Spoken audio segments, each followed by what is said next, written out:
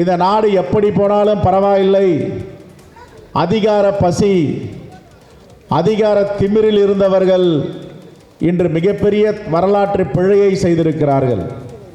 ஆனால் பாசிசவாதிகளை வீழ்த்துவதற்கும் தமிழ்நாடு இன்று முதன்மை மாநிலமாக இருந்திருக்கிறது.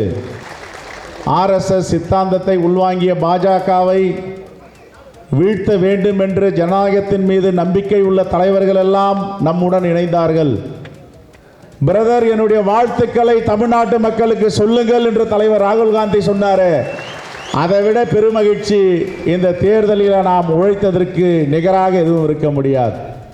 நாம் வெற்றி வாய்ப்பை ஆட்சி அமைப்பதில் இழந்தாலும், ஆட்சி அமைக்க முடியவில்லை என்றாலும் காங்கிரஸ் தலைவர்கள் அனைவரும் மகிழ்ச்சியோடு இருக்கிறார்கள். ஆனால் ஆட்சி அமைத்தவர்கள் வருத்தத்தோடு இருக்கிறார்கள், மகிழ்ச்சியை இழந்திருக்கிறார்கள். என்ன காரணம் என்றால், தமிழ்நாடு காங்கிரஸ் கமிட்டியின்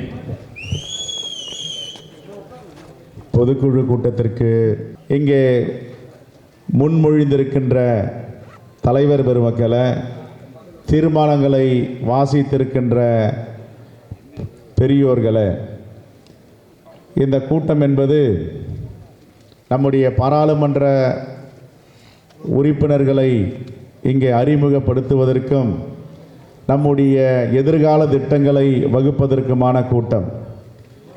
இதில் இடைத்தேர்தலில் வெற்றி பெற்று கடந்த தேர்தலை விட பெருவாரியான வாக்கு வித்தியாசத்தில் வெற்றி பெற்ற தாரகை கத்பட் அவர்கள் இங்கே வந்திருக்கிறார். அவரை வருக வருக என வரவேற்கிறோம். நம்முடைய சட்டமன்ற உறுப்பினர்கள், மேனாள் பாராளுமன்ற உறுப்பினர்கள், மாவட்ட தலைவர்கள், செயற்குழு பொதுக்குழு உறுப்பினர்கள், சிறப்பு விருந்தினர்கள் அனைவரையும் வருக வருக என வரவேற்று, நம்முடைய அணி தலைவர்கள், நம்முடைய எதிர்காலம் என்பதை நாம் எப்படி வகுத்து கொள்ளப் போகிறோம், நம்முடைய எதிர்காலம் நமக்கு என்ன சொல்ல போகிறது, பல செய்திகளை இந்த தேர்தலில் நமக்கு கிடைத்திருக்கிறது. குறிப்பாக வட மாநிலங்கள், தென் மாநிலங்கள், கிழக்கு மாநிலங்கள், ஒரு மாநிலங்களில் தேர்தல் முடிவுகள் பல்வேறாக இருந்தாலும், ஆனால் தமிழ்நாட்டில் தமிழ் மண், இந்த தமிழ் மண் என்பது 3000 ஆண்டுகளை கடந்த தமிழர்களுடைய வரலாறு என்பது இப்பொழுது கீழடி மூலமாக நமக்கு கிடைத்திருக்கிறது. ஆனால் இந்த தமிழ் மண் உலகத்திற்கு வழிகாட்டியாக இருக்கின்றது. தமிழர்களுடைய நாகரிகம் பெருநாகரிகம், தமிழர்களுடைய கலை, கலாச்சாரம், பண்பாடு, இலக்கியம், இலக்கணம் உலகத்தில் சிறந்தது. ஆனால் பாசிசவாதிகளை வீழ்த்துவதற்கும் தமிழ்நாடு இன்று முதன்மை மாநிலமாக இருந்திருக்கிறது. ஆர்எஸ்எஸ் சித்தாந்தத்தை உள்வாங்கிய பாஜகவை வீழ்த்த வேண்டும் என்று ஜனநாயகத்தின் மீது நம்பிக்கை உள்ள தலைவர்கள் எல்லாம் நம்முடன் இணைந்தார்கள். இந்த நாடு எப்படி போனாலும் பரவாயில்லை, அதிகார பசி, அதிகார திமிரில் இருந்தவர்கள் இன்று மிகப்பெரிய வரலாற்று பிழையை செய்திருக்கிறார்கள்.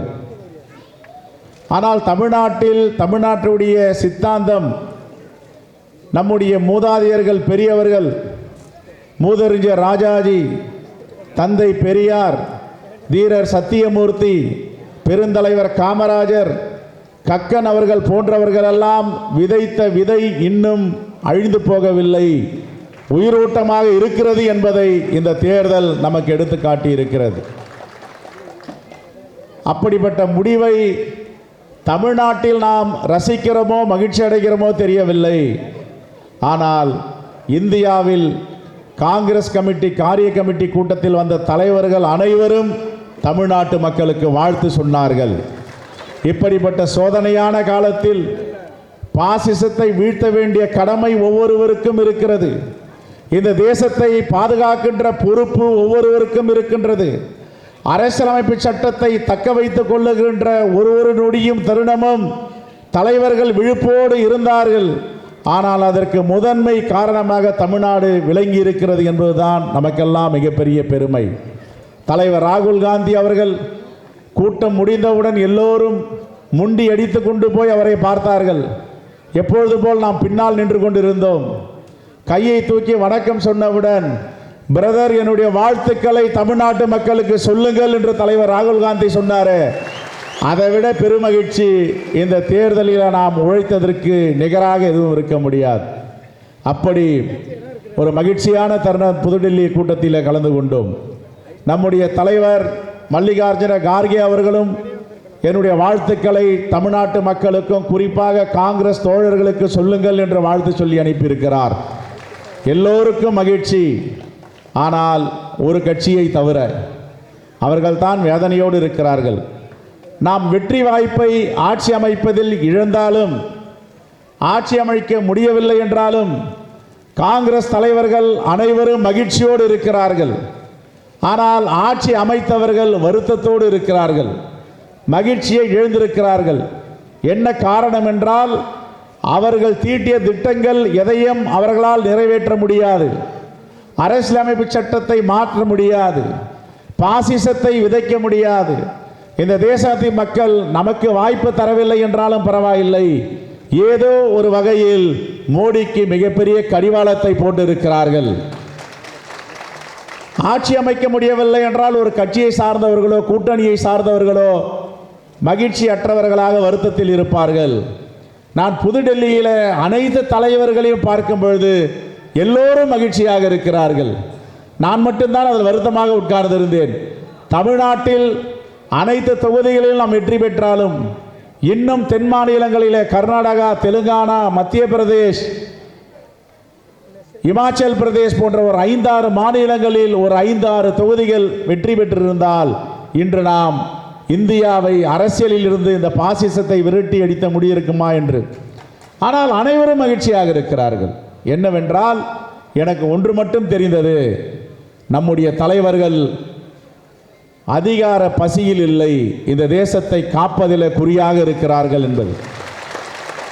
ஆக அதிகாரம் என்று வரும் போகும், வாழ்க்கை என்பதே நிரந்தரம் இல்லை. மகான் புத்தர் அவர்கள் சொன்னது போல, வயது போகும், மூப்பு வரும், நோய் வரும், மரணம் வரும். ஆனால் நாம் வாழ்கின்ற காலத்தில் இந்த மண்ணிற்கும் மக்களுக்கும் என்ன செய்திருக்கிறோம் என்றது தான் வரலாறு கூறப்போகிறது. ஆனால் நாம் இழந்த தலைவர்கள் விலை மதிக்க முடியாத உயிர். இந்த தேசத்தில் அப்படிப்பட்ட தலைவர்களை பார்க்க முடியாது. அன்னை இந்திரா காந்தி, தலைவர் ராஜீவ் காந்தி அவர்களை இழந்திருக்கிறோம். அவர்கள் நம்முடன் வாழ்ந்து கொண்டிருந்தாலும், உடல் ரீதியாக இல்லை என்றாலும், ஆனால் அவர்களுடைய முகமாக இன்று தலைவர் ராகுல் காந்தி அவர்கள் இந்த தேசத்தை வழிநடத்தி கொண்டிருக்கிறார். இந்த தேசத்தின் முகமாகவும் குரலற்றவர்களுடைய குரலாகவும் ஒலித்துக் கொண்டிருக்கிறார். ஆனால் நாம் அவரை பயன்படுத்தி கொள்ள வேண்டாமா? இங்கேதான் ஒரு மிகப்பெரிய கேள்வி எழுகிறது. என் அருமை தலைவர் பெருமக்களே, தோழர்களே, இது செயற்குழு கூட்ட வேண்டும், பொதுக்குழு கூட்ட வேண்டும் என்று நாம் விவாதிக்கும் பொழுது நான் சொன்னேன், அனைவரையும் அழையுங்கள், உள்ளாட்சி பிரதிநிதியை கூட அழையுங்கள். இந்த வெற்றி விழாவில் எல்லோரும் கலந்து கொள்ளட்டும், அவர்களே தீர்மானிக்கட்டும் நாம் கட்சியை எந்த திசையில் கொண்டு செல்ல போகிறோம். தலைவர் ராகுல் காந்தி 24 மணி நேரம் உழைத்துக் கொண்டிருக்கிறார். நாம் அவருக்கு உறுதுணையாக இருக்க வேண்டும் என்றால் நாமும் வலிமையாக கட்சியை பலப்படுத்த வேண்டும். இந்தியாவிலே முதன்மை கட்சியாக தமிழ்நாடு காங்கிரஸ் கமிட்டியை கொண்டு வர வேண்டும். அதற்கான திட்டங்களை தீட்ட வேண்டும். அவர்கள் பேசட்டும், நாம் கேட்போம் என்று நாம் இந்த கூட்டத்தை இங்கே வடிவமைத்திருக்கிறோம். ஆகவே நான் நிறைவாக பேசும்பொழுது பல செய்திகளை பரிமாற இருக்கிறேன். ஒன்று மட்டும்தான் தலைவர்கள் பேசும்பொழுது கருத்தில் உட்கொள்ள வேண்டும். நாம் பிறரை சார்ந்திருக்க போகிறோமா அல்லது சுயமாக இருக்க போகிறோமா? எவ்வளவு காலம் பிறரை சார்ந்திருக்க முடியும்? காங்கிரஸ் பேரியக்கத்திற்கு என்ற வரலாறு இருக்கிறது. 1139 ஆண்டுகளை கடந்திருக்கிறது காங்கிரஸ் பேரியக்கம். நமக்குத்தான் எல்லா மக்களையும் அரவணைக்கின்ற, ஆதரிக்கின்ற, குரல் கொடுக்கின்ற சித்தாந்தம் இருக்கிறது. வேறு எந்த கட்சியும் கிடையாது. பாஜகவில் இதுவரை ஒரு இஸ்லாமியர்களோ கிறிஸ்தவர்களோ ஏன் அமைச்சராக்க முடியவில்லை? நம்முடைய நாடாளுமன்ற உறுப்பினர்கள் 99 பேர் வெற்றி பெற்றிருக்கிறார்கள். 2 பேர் தாமாக முன்வந்து நாங்கள் இந்தியா பக்கம் இருக்கிறோம், காங்கிரஸில் இணைகிறோம் என்று இணைந்திருக்கிறார்கள். நம்முடைய கணக்கு 101, இன்னும் ஏறப்போகிறது. எவ்வளவு பேர் வரப்போகிறார்கள்? என்டிஏ கூட்டணியில் அமைச்சராக இருப்பவர் கூட நம்முடைய கூட்டணிக்கு வந்தால், நம்முடைய காங்கிரஸ் பேரியக்கத்திற்கு வந்தால் ஆச்சரியப்படுவதற்கில்லை.